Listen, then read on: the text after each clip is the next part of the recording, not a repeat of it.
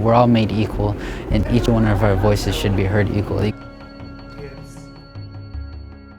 The history of suffrage among Native Americans follows its own somewhat bizarre trajectory. They are regarded as potentially worthy of electoral participation,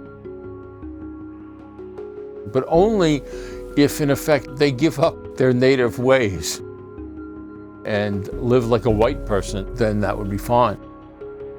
Some states, particularly in the West and in the Southwest, restrict the voting of Native Americans on two somewhat opportunistic and unusual grounds.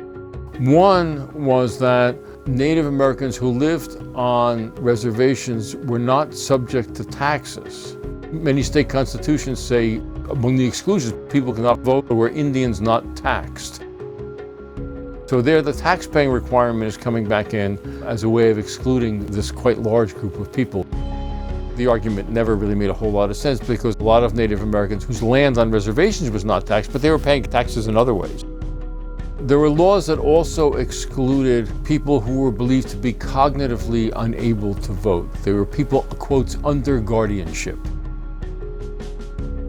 The classic case would have been perhaps somebody in a mental hospital would be excluded. Well, through a complicated legal argument that had to do with the nature of Indians living on reservations, that they were part of the United States but included in this under guardianship provision and excluded. Those legal exclusions are not eliminated until the 1950s.